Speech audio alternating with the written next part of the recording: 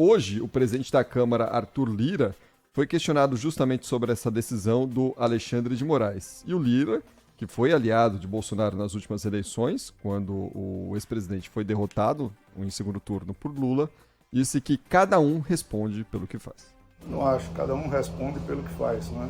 Então é como eu disse, o meu CPF é um, o CPF do presidente Bolsonaro é outro. Nós temos que ter calma nesse momento, investigar todos os aspectos. E a nossa fala, ela não muda. Todos que praticaram e contribuíram com esses atos de vandalismo devem ser severamente punidos. E aí eu acrescento aqui, viu, Lana, abrindo aspas para o Lira, o Arthur Lira, presidente da Câmara. Inclusive parlamentares que andam difamando e mentindo com vídeo, dizendo que praticamente houve inverdades nas agressões que a Câmara dos Deputados sofreu em seu prédio. E esses deputados serão chamados à responsabilidade porque todos viram, fecha aspas, aqui para o Arthur Lira.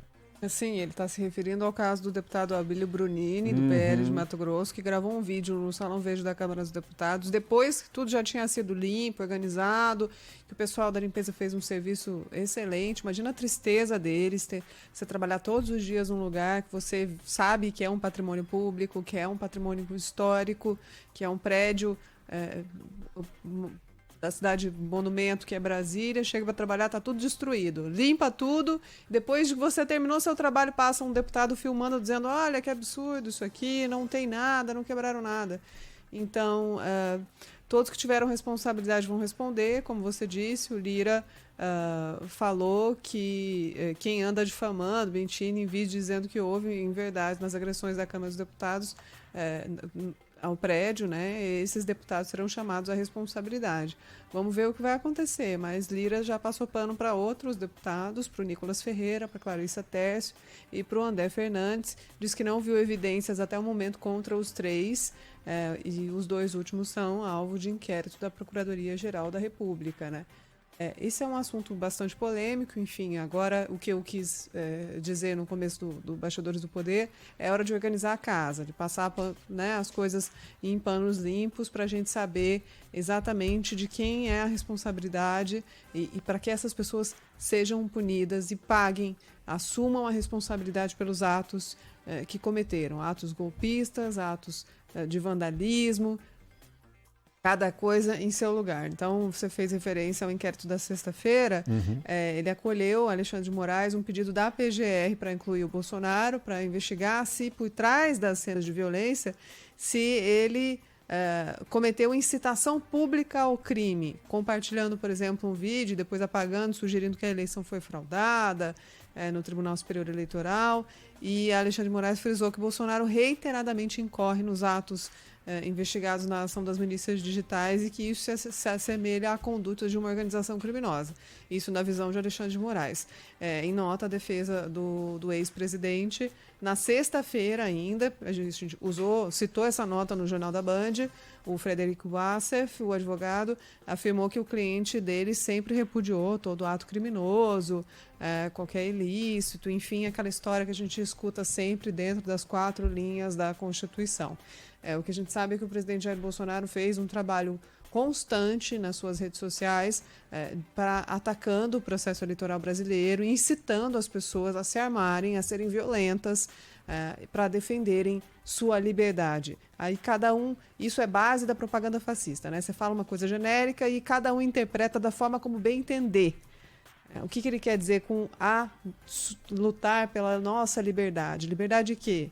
De enganar as pessoas, de usar fake news nas redes sociais para enganar as pessoas que ficam presas nessas bolhas de dissonância cognitiva, acreditando nas verdades, meias-verdades, nas teorias conspiratórias. Muitas famílias aí sabem bem do que a gente está falando agora.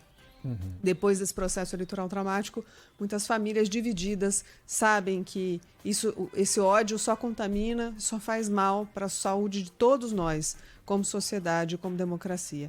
Então, agora é hora de começar a apurar as responsabilidades. Cris Panvec, e acho que nessa longa entrevista que Augusto Aras deu hoje para o Jornal Gente de manhã, foi uma conversa muito, muito boa, muito produtiva, né?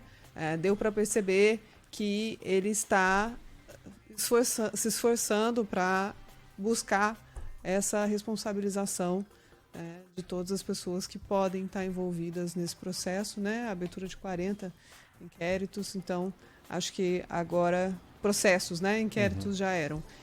Abertura de 40 processos, vamos ver no que vão dar esses processos, essas investigações. O Aras tinha recebido já na última sexta-feira uma lista das mãos do presidente do Senado com indivíduos que foram presos, identificados pela Polícia Legislativa, pela invasão ao Senado no dia 8.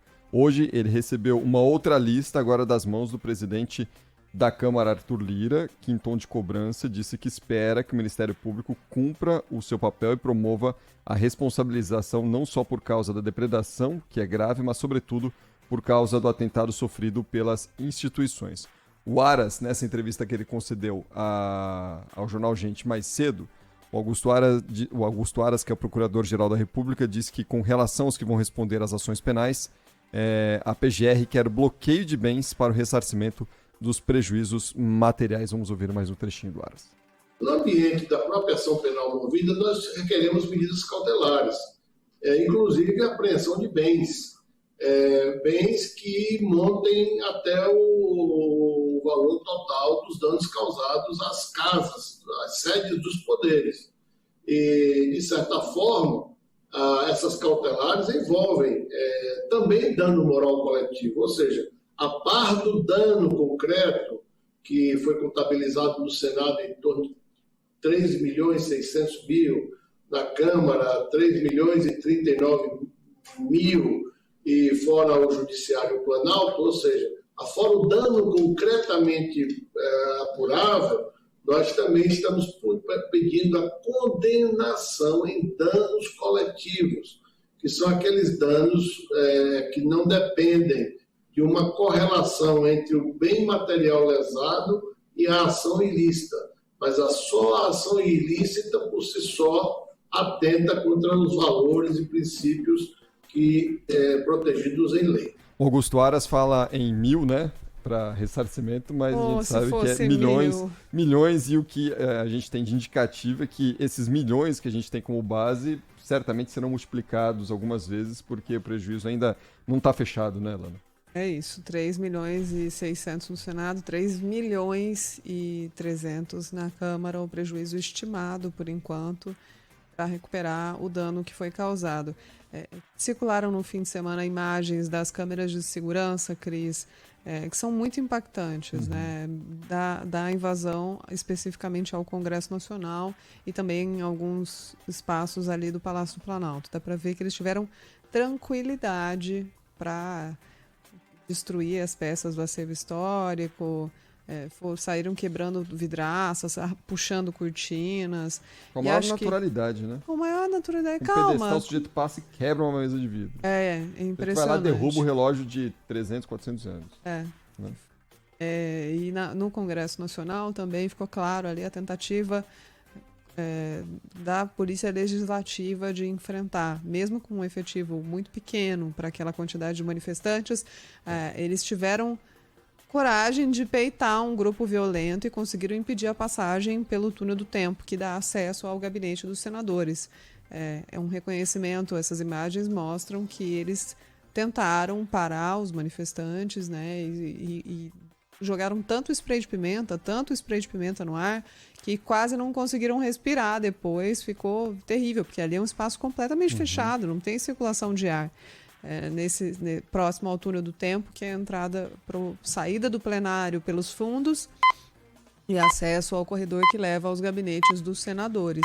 Mas conseguiram, pelo menos dali em diante não houve quebra-quebra, porque um grupo pequeno de policiais legislativos conseguiu fazer o trabalho deles, que era defender o patrimônio público. O Supremo Tribunal Federal não teve a mesma sorte, foi o prédio mais destruído, apesar da Polícia Judicial também ser um reforço. Eles não conseguiram parar a fúria dos manifestantes, que saíram destruindo tudo.